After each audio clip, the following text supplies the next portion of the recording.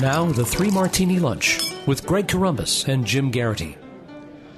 And welcome, everyone, to the Friday edition of the Three Martini Lunch. David French of National Review is in for Jim Garrity, who is still off at the NRA convention. Jim will be back on Monday.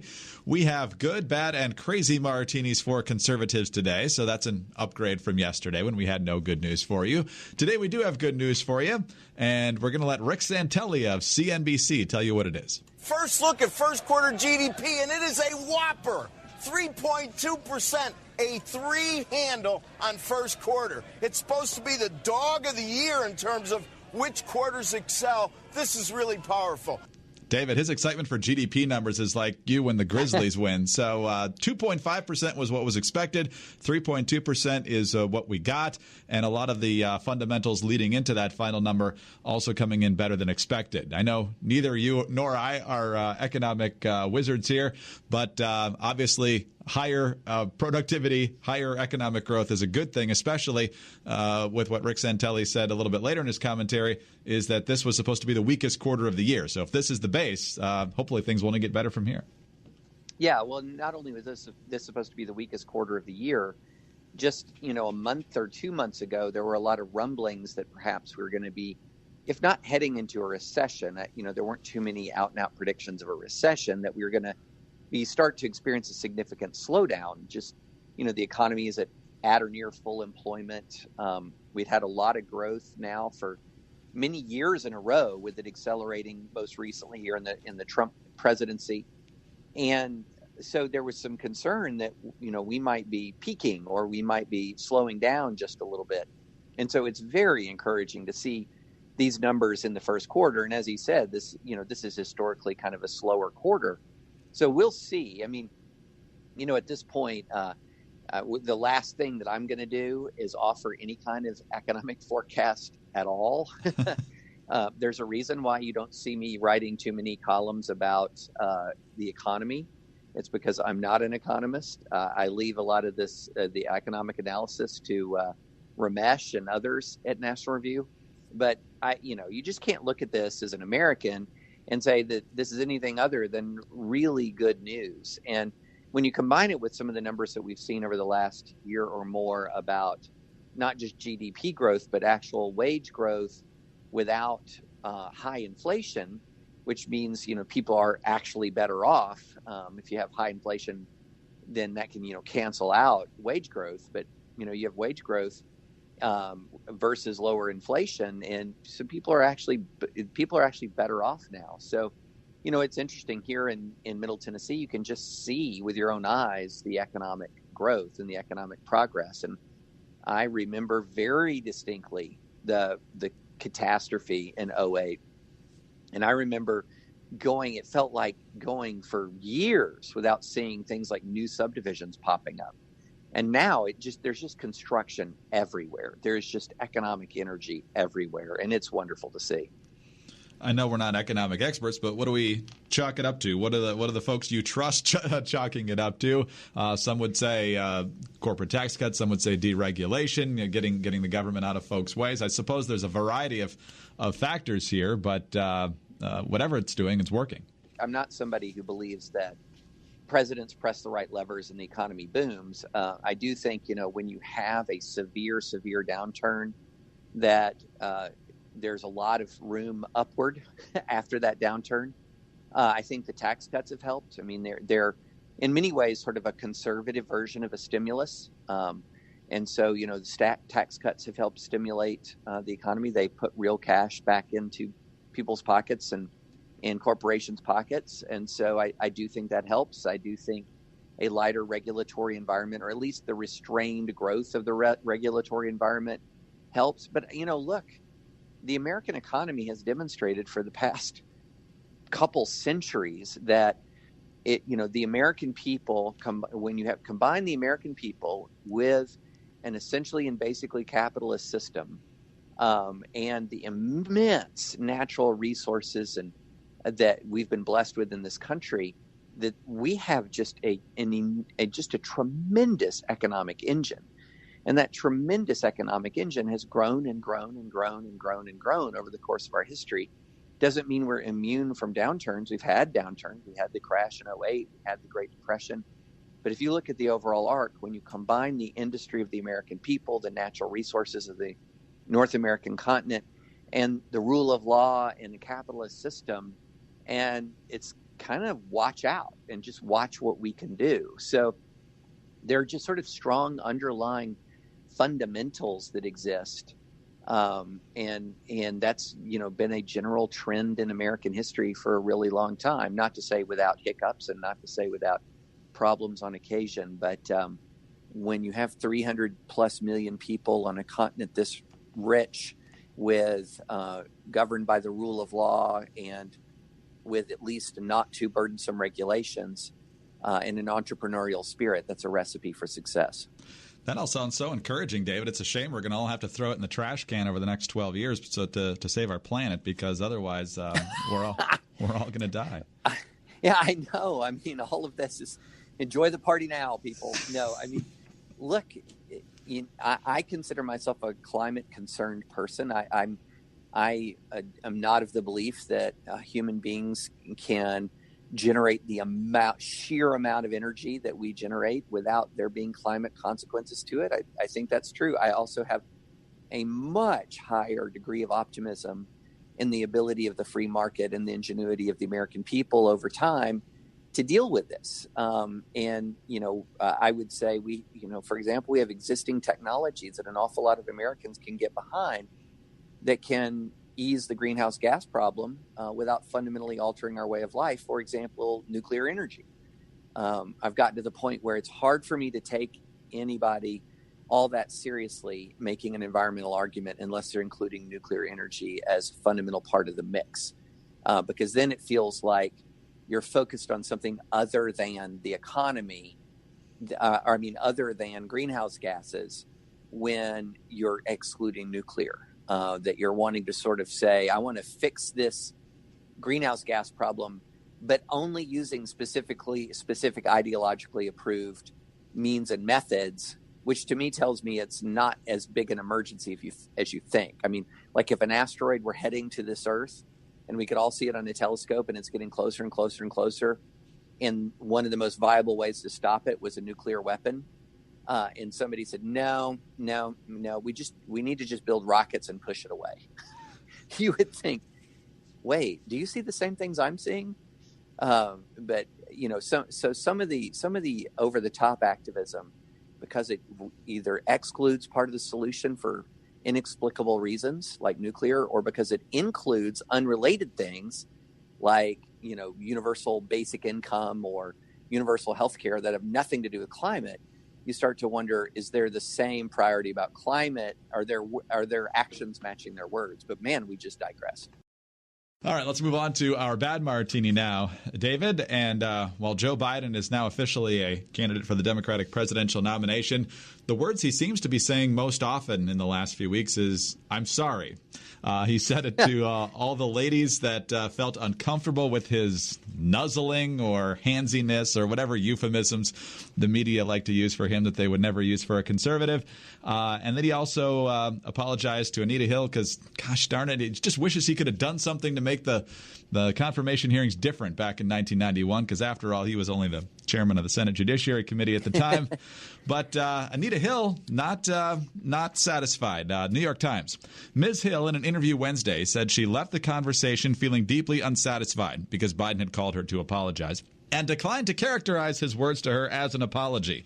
She said she is not convinced that Mr. Biden truly accepts the harm he caused her and other women who suffered sexual harassment and gender violence.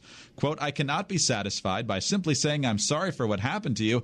I will be satisfied when I know there is real change and real accountability and real purpose, she said. Quote, the focus on apology to me is one thing, but he needs to give an apology to the other women and to the American public, because we know how deeply disappointed Americans around the country were about what they saw, and not just women. There are women and men who now have just really lost confidence in our government to respond to the problem of gender violence. So David, I remember those hearings. I know you do as well. They were a bit circusy at times. I don't know what Joe Biden would have done differently. He was certainly very sympathetic to Anita Hill at those hearings. I know the panel was all men at the time, and there were some questions about whether she was a scorned woman and so forth. A lot of folks on the left, anyway, took offense at.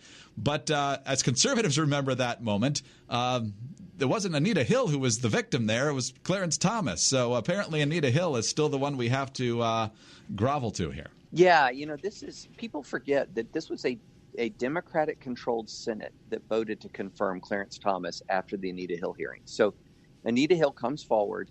She states her case under oath, and Clarence Thomas denies the allegations against him. And, the contemporary polling at the time, more people believe Clarence Thomas. The Democrats voted to confirm Clarence Thomas. And there are reasons for this. Elements of Anita Hill's story morphed and changed over time. She added details and embellishments that she did not tell, for example, investigating FBI agents. There are things that she said that just flat out couldn't match a reasonable timeline. So in other words, her story morphed and changed. Clarence Thomas stayed consistent in his steadfast denials. People saw her changing story, and they didn't believe her.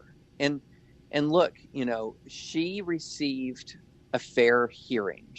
Now, a lot of feminists will now say, well, it wasn't fair because people were sort of too harsh with her.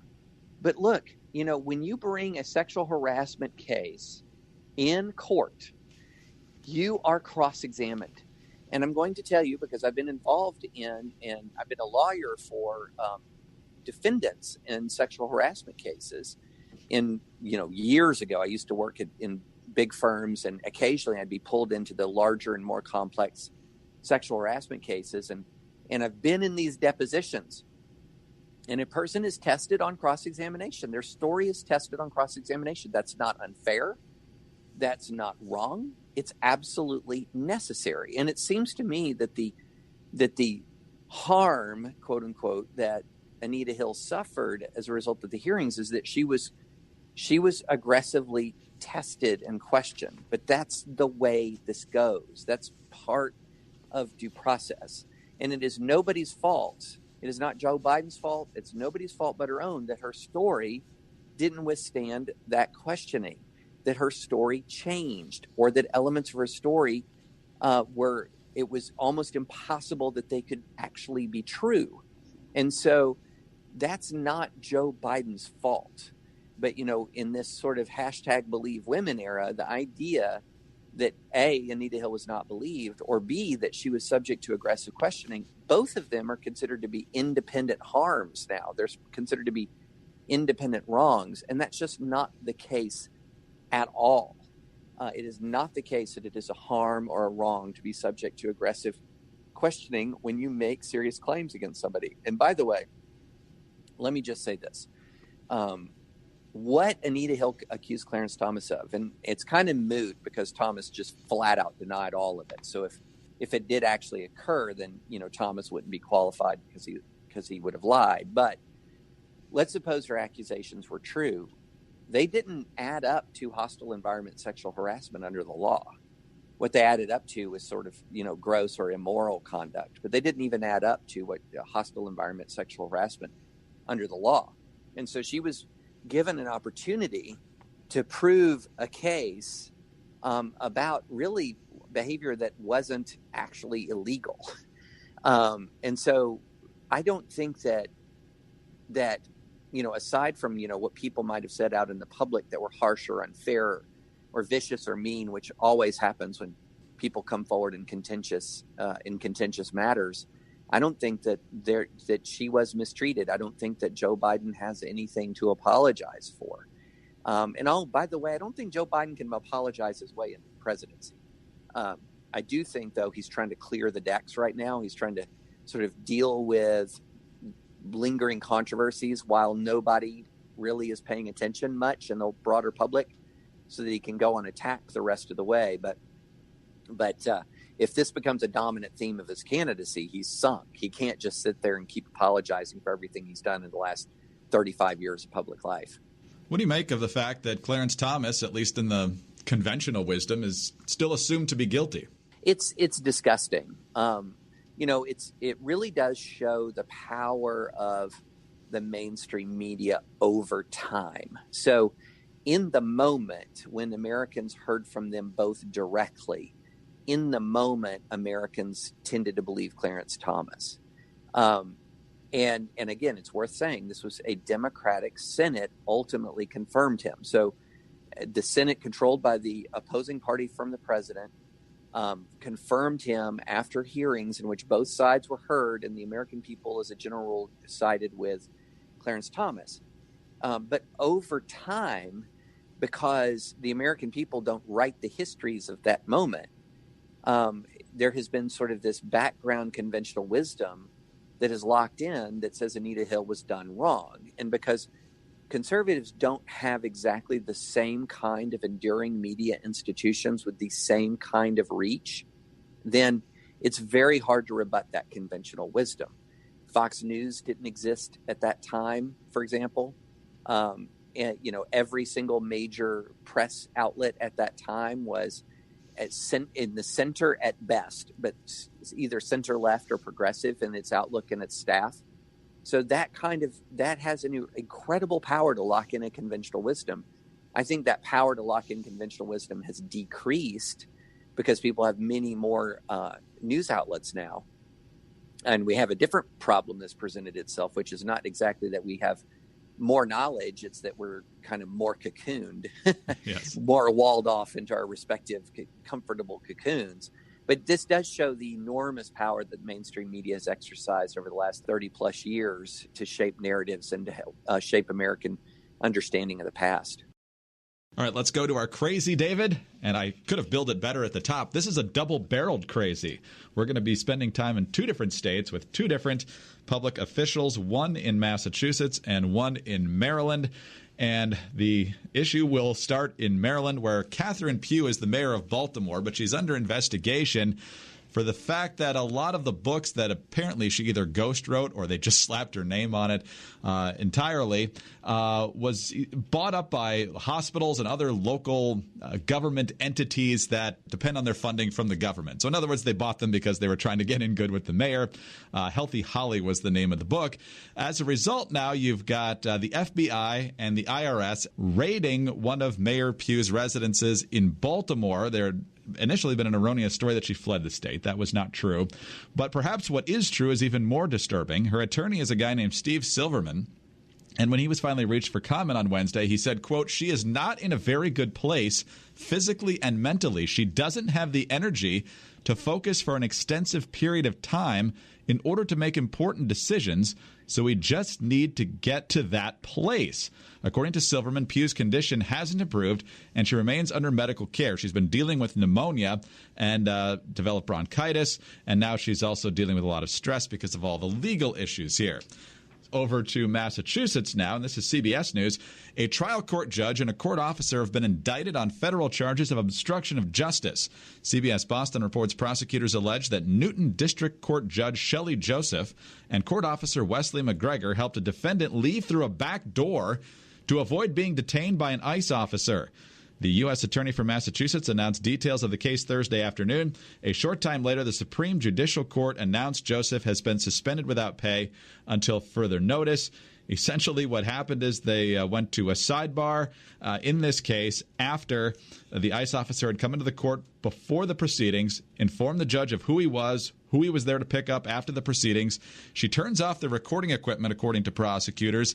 So they have a discussion between the judge and the defense attorney, and they allow for the defense attorney to take the client to another room in the courthouse building where they slip him out the back door, and the ICE officer doesn't get his man. So, David, what do you make of these two? Oh, man. America's public servants. My goodness.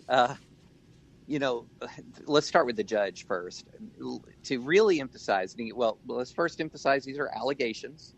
They'll either be proven or not in court, but the allegations are pretty interesting. It's essentially a judge blocking enforcement of federal immigration laws to preserve their presence in this country of a 3-time deportee who was accused of narcotics possession. Now, this is not when people are going to say the sort of the poster child for illegal immigration in the U.S. I doubt this is the guy that they're going to want to put out there. We've seen stories, heartbreaking stories of people being deported who, maybe, for example, had a restaurant that was an important part of the community for a decade, or, there have been illegal immigrants who face deportation who their stories are just, pretty darn heartbreaking. But this is not one of those stories. And the idea that a judge would risk her liberty to protect his presence in the country is just, it's so bizarre. It's so bizarre that part of me keeps thinking there's got to be a rest of the story here. Is there a personal relationship involved anywhere? Is there money that has exchanged hands? Are the allegations just flat out wrong? It's so strange that you're sitting there going, wait a minute, when's the next shoe going to drop? And then the Baltimore situation, my goodness. So here you have somebody who's essentially being, charged with that has been taking a huge amount of money for having written a children's book that seems to have been a vehicle for some sort of graft, and then has just disappeared from the public scene, and now is apparently too mentally disabled to even write a resignation letter. It's just bizarre. And look, I know there are an awful lot of good public servants in this country, so I don't want to paint with too broad a brush. But let me just highlight, I think, a problem that we have in this country. I think that we have created a system where so many good people look at politics and just say, I don't need that. I don't want that. I don't want to be a part of a system like that. And that it's almost as if politics has a pre-screening mechanism that just is going to filter out good people while allowing the bad in.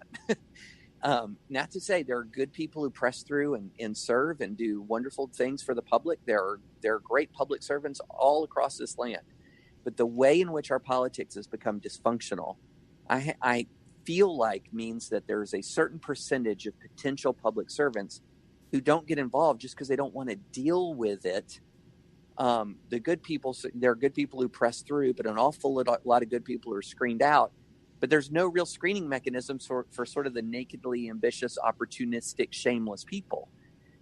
They glide right on in there. And I think that's one of the reasons why we have collapsing trust in our public institutions. It's just so toxic that good, stable people often don't want to be a part of it. But a lot of the more shameless, nakedly ambitious people have no problem with toxicity. In fact, they create it. And so I think that dynamic is in play sometimes, and it can lead to some of this insanity that we see. And things just get worse for Baltimore. We had the mayor who let the rioters have their space. Was that the line it was after the whole Freddie Gray right. chaos? I don't remember the line exactly, but it was a permissive attitude was taken towards actual rioters.